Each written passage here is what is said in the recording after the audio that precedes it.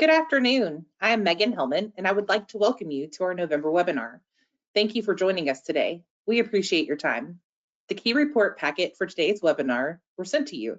To access these, go to your infodive portal, select the support tab, and then client document library. As always, we encourage you to ask questions. Click the triangle next to your questions in your GoToWebinar window, type in your question, and press send. We will answer your questions throughout the webinar. Please email infodivesupport@intrinsic.com or call support with any questions specific to your data. When you exit the webinar, please take a minute to rate the webinar on a scale of 5 down to 1. We appreciate any comments or topics, ideas for future webinars. If you'd like to mark your calendars, our December webinar will be on Wednesday, December 18th at noon Mountain Time. Our topic today is the 2025 Medicare Physician Fee Schedule Final Rule. Our presenter is Karen Jova. At this point, I am pleased to turn it over to Karen. Hey, thanks, Megan, and thanks everyone for joining us this afternoon to review the final rule changes for 2025. First, we're going to always start with our normal disclaimer that information presented today is done solely for informational and educational purposes and should not be relied upon for purposes of regulatory compliance or serve as legal advice. You always want to consult your legal counsel and internal sources before making any decisions based on any information that you receive today. And as always, we'll use blinded data in all the reports that we'll be sharing with you today. Now, this slide shows you how CMS calculates the Medicare physician fee schedule. And, we always include this slide when we review the proposed or the final rule, so you have it as a reference, but I won't go over it all again. But please know if you have any questions about how CMS calculates the rates, go ahead and pop them in the question box and we can certainly review them. I've also provided a link to the information for the CMS website right there at the bottom. But I do want to provide a quick review on how infodive simulates the fee schedules. Now, as you know, the fee schedule is updated annually with the final rule typically being published in November. You can see that we get drugs and DME information quarterly, gets updated quarterly. And when we report rates in infodive and claims data, they're going to be specific to the schedule that's in effect for that data service. So that means if you're looking at claims data right now and you're looking for the recent 12 months, you're going to see 2 months that were actually in 2023, and those fees are going to be reflecting the 2023 conversion factor in RVUs. And then the 2024 dates of service are going to reflect the 24 fee schedule in RVUs. So that's important to know. The other important notes are that infodive takes into account the site of service, whether it's a facility or a non-facility. It takes into account the GPCI based on your location. And then the CMS payment policies as they relate to like reductions for multiple procedures or bilateral procedures or assist charges. And then lastly, the simulations are based on your practice's utilization. So if your volume stays relatively the same, it's truly easy to see the impact of this new conversion factor and any of the RVU changes when you go inside the infodive portal. Okay, so what's actually changing in, in 2025? Well, the big change is the conversion factor is decreasing once again from that 2024 rate of $33.28 to $32.35 in 2025. There were no real major policy changes in the final rule versus the proposed rule, but there were some changes in like the final RVUs for some codes. So for example, CPT code 52000, which is a urology cystoscopy code, that was scheduled to see a decrease in RVUs to 582 total RVUs in the proposed rule, but in the final rule, it actually only went down to 6.59 of total RVUs, which was significant. But that's still a significant decrease from 2024 when the total RVUs for non-facility for that code were 7.19. So you'll want to make sure you pay attention to the codes that you bill the most and make sure that those RVUs didn't change. There were some other fine-tuned details regarding beneficiary notifications, but overall, the final rule mirrored the proposed rule. So when you think about how the final rule impacted the different specialties, like those specialties with high clinical labor costs, such as family practice, they may see a smaller decrease just due to the nature of their services. Where those specialties with high procedural cost are going to see a larger decrease due to that conversion factor reduction. This table 128, this lays out the changes by specialty, and that's what you're going to see on this slide and the next slide. And I included these just because I think it's interesting to see what CMS thinks is going to be the impact on total allowed charges, based on their changes in RVUs. And you see a lot of zeros for changes based on RVUs, but I mean, some of it I think is interesting. It's interesting to see that anesthesiology is seeing an increase in both work and practice expense RVUs, but diagnostic testing facilities are seeing a 2% decrease in practice expense. I don't know that that makes a lot of sense to me personally, but I've not read the 62,000 plus pages in the final rule. And this chart is based on the entire specialty, and I don't think it's a true assessment of the impact, obviously, on any individual practice, but infodive is going to show you the true impact on your practice.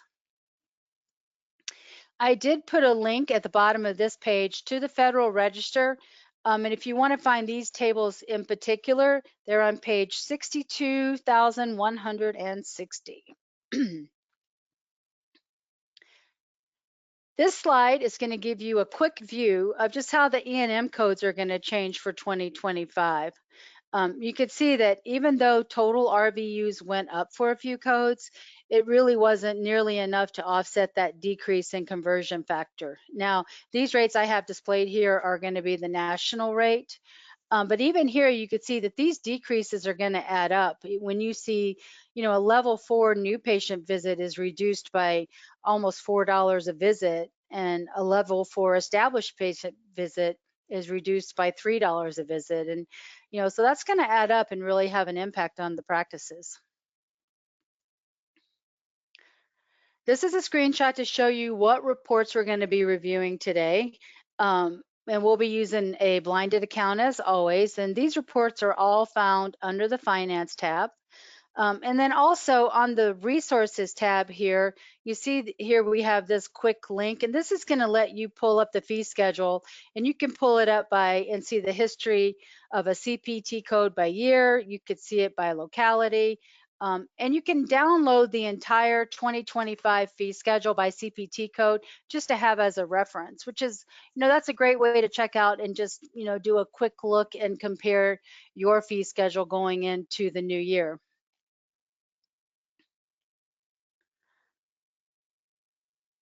The first report we're going to look at today is the rate change impact report.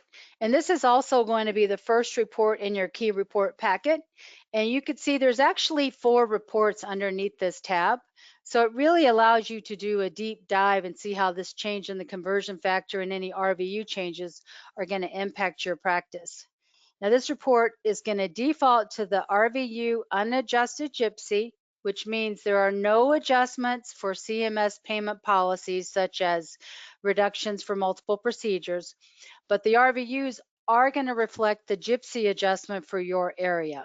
You can see that this report is flippable and it's diveable, so you can dive into a code and really see the impact by locality or by site of service. So if you have a practice that has multiple locations across multiple states, or even multiple locations across highly dense states like New York or New Jersey, where there's multiple GPCIs applied, you'll be able to see how those fees are going to be impacted for those specific locations.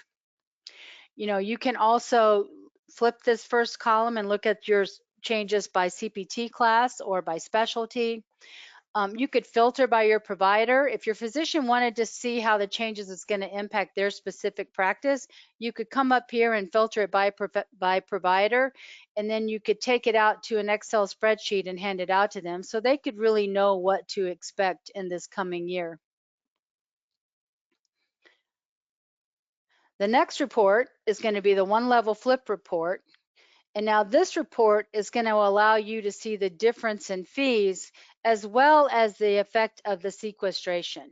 And this report is also in your key report packet today. This is the second report. And then we're going to take a look at this impact of legislative adjustments. And this is going to be the third report in your key report packet today. So if you participate in MIPS, you can set this MIPS adjuster to account for whatever your performance led to. So it can go from as much as a positive 9% to, if your practice didn't perform so well and got penalized, down to a negative 9%. And this is also going to show you the impact of sequestration on this report as well. And this report is flippable, so you could also view it by CPT class or by provider or by specialty. Oops. And then the last report is going to be the rate change simulator. And this report is going to allow you to look at your contracts based on a percentage of Medicare to see how the changes for 2025 would impact the practice. Now, there's 4 ways. You see here, there's 4 ways to look at the rates in this report, in addition to all of the filters. And so I do want to review those 4 ways because I do think that gets confusing. So I did make a cheat sheet for you here, this slide as a reference, but you could see that when we look at stuff and we say, okay, this is RVU unadjusted, that this is going to return what's the national rate for a CPT code, and it's going to have no adjustments for your GPCI and no adjustments for any CMS payment policy. Now, if you select the unadjusted GPCI, this is going to give you the rate based on your location. So it's going to be adjusted for your GPCI, but it's not going to have any adjustments for CMS payment policy, so no reductions. If you select the RVU adjusted, this is going to give you the national rate and is going to include reductions for CMS payment policies. So when we say that, what we mean is, let's say you build 100 cystoscopies and 50 of those cystoscopies were second procedures and were reduced by 50%. It's going to take into that account when it gives you that total number. And then the last one is the RVU for adjusted GPCI. And this is going to give you the rate based on your location as well as the CMS payment policies. So that's going to give you the total rates for what happened to that code for whatever time frame you're picking. So now I think you know why you had to have that cheat sheet, right? Because it can definitely get confusing. But these definitions are also found in the glossary, which you can find over in the support tab. All right, let's head over to the portal.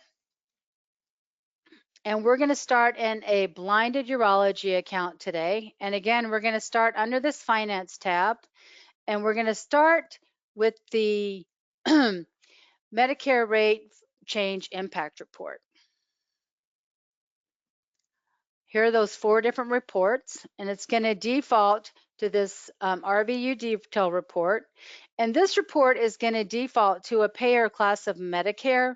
But again, and I know Megan reviewed this in the proposed rules webinar that we did back in July, but this is a great time to make sure that your payer primaries are in the right financial class so we can make sure they're in the right payer class. So you could see that here, Medicare as a payer class has actually 6 payers in it. And this particular blinded practice has included some of their Medicare Advantage plans, and those are going to reimburse typically a little bit differently. So we want to really just select the Medicare because we want to stay with strict Medicare Part B plans. That's what we're looking for here. Now it's going to default to the CPT code in order of the code, but I'm going to sort this on units because I care about the codes that I bill the most often. So you could see that the codes that this practice bills the most often are these 99214s, and they billed 4,767 units in the recent 12 months. So you could see that the work RVU didn't change from 24 to 25. Malpractice went up just a little bit, and practice expense went up just a little bit, increasing the total RVUs for 3.94 to 3.96 in 2025. But that still wasn't enough with the conversion factor to increase the fee. So you could see that in 2024, the fee was $131.13. And now in 2025, that's going to drop down to $128.20. So if this practice were to build this exact same number of units in 2025 that they built in the recent 12 months, they would see a decrease of $13,600 just in this one class, in this one code. Now, I mentioned that this code is flippable, and we know that because we have this purple box. And so I'm going to come, and it's diveable. So I know that overall, this practice is going to see a 3.8% decrease, but I could flip this to maybe CPT class to see how it's going to impact all the different classes.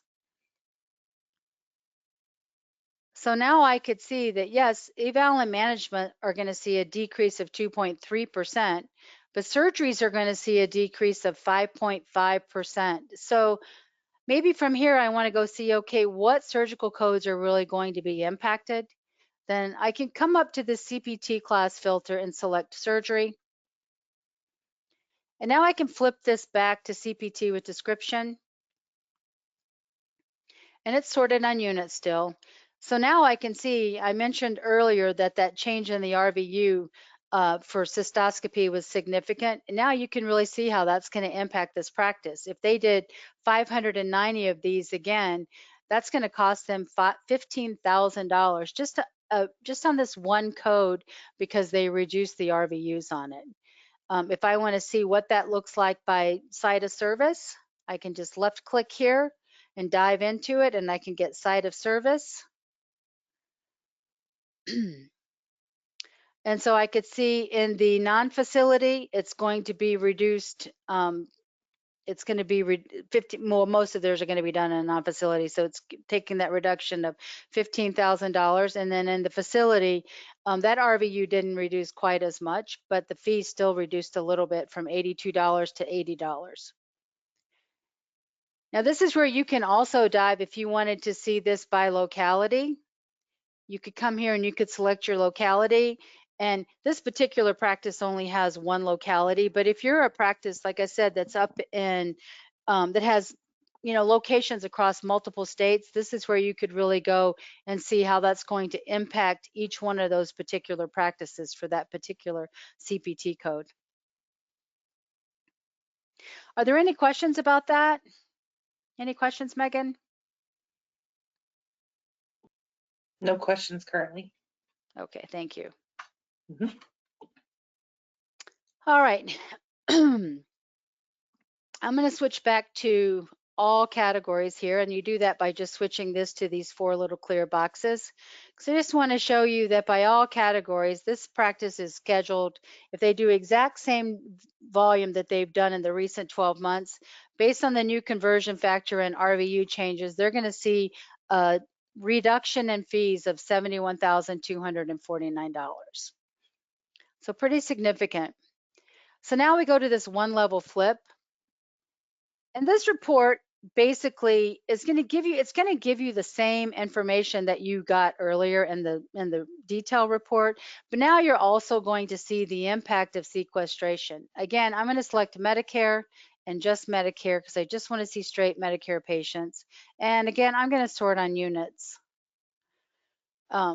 So now I could see, in addition to, the total fees being down the $71,000, there's also going to be an additional 2% sequestration of $29,000. Now, sequestration has been going on for a while, so, you're going to already know about that, but it's still good to take those numbers into consideration just as a reminder that, hey, it's not just the reduction in the fee schedule that's going to cost you money there. All right, the next report we're going to take a look at is going to be the impact of the legislative adjustments report.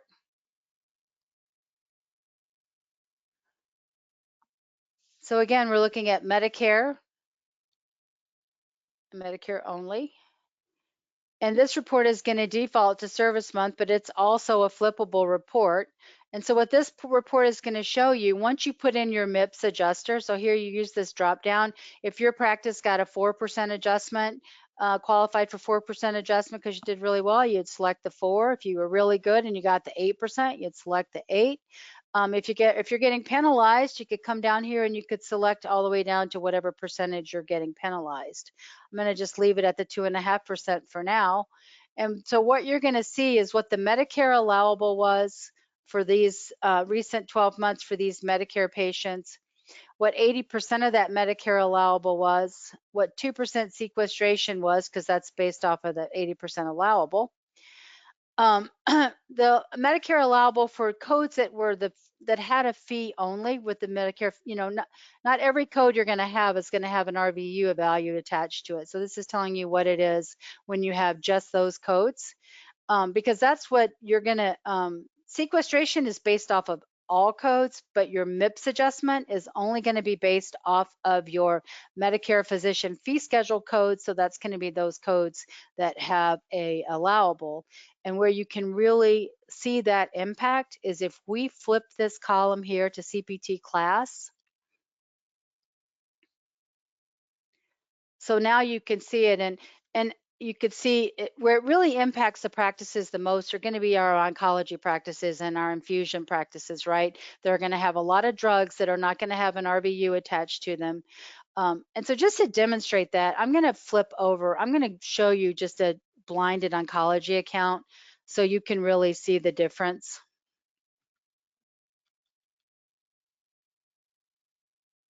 of how this impacts the oncology practices.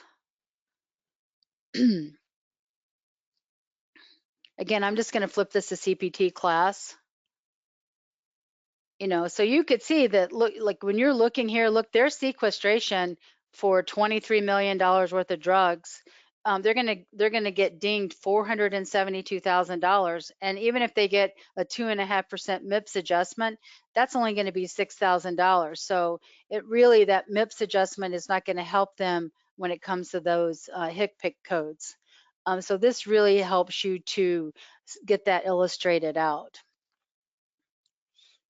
Okay, the last report I want to show you is going to be this rate change simulator. We'll just stay in this oncology account.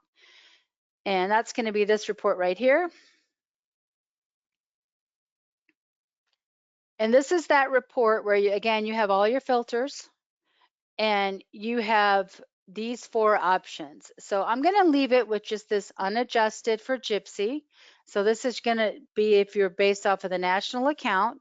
And so let's just say, for example, you have Blue Cross Blue Shield of Texas wants to come back and they want to renegotiate your contract. So I'll come up here and I'm going to select commercial as my payer class, get rid of that Medicare and Medicaid. And then I'm going to come over to my payers and I'm going to say Blue Cross Blue Shield of Texas. And what this is going to do is it's going to narrow down just the units that were billed to Blue Cross Blue Shield of Texas. And so currently my contract, let's say my contract is currently a 2020, based off of a 2020 Medicare fee schedule. And currently I get 120% of Medicare. So I'll just pop that number in there so that, and what they want me to move to is they want to say, we want to pay you, we're going to pay you 125% of Medicare, but we're going to base it off of the whatever the current fee schedule is. So we'd be basing that off of the 2025 fee schedule. And what's great about this report is this is going to let you simulate what those changes would mean to your practice based off of the codes that you've billed to that plan. So not all your codes, but the codes you've billed to that plan. And so when you look down here, you can see that even though the conversion factor is less, because of changes in RVUs and volumes, this practice would actually stand to gain 43,000 if they switched to that contract, to that new rate. Obviously, what you have to keep in mind, though, is they're saying we're going to make it the current Medicare rate. So you always just have to keep in mind what's going to really happen going forward. If they start to reduce RVUs and conversion factors on codes, then obviously that could be an issue. But I do love this report for that because you can pick a particular payer, see how many patients that's actually impacting. And we have these schedules all the way back to 2012. So if you have a really old contract that's based on 2015 schedules, and they're paying you 120% of Medicare, and now they want to switch it. I mean, you can see that this practice, they would gain $388,000. So a good way to just really pick out though and look and see if it's a good way, whether you should be renegotiating or not. All right, so that is all I have for you guys today. Are there any questions about any of these reports?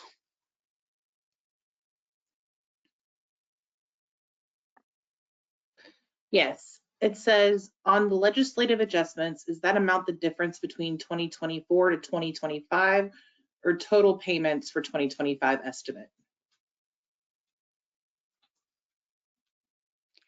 This is going to be based, Jen, I might have to ask you to help me with this one. Let me look at these codes. We can look at this really quick.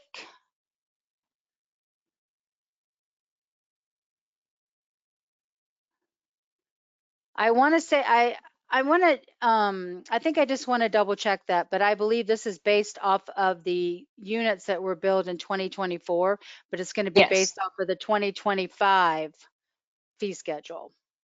that's what I think too as well. We can confirm that, but yes, I think that's accurate. Yeah. So, and I'm sorry, I was hoping I could look at a CPT class to see it a little bit better. But that's an excellent question. Yeah, we'll get back to you and we'll follow up with you. Yeah.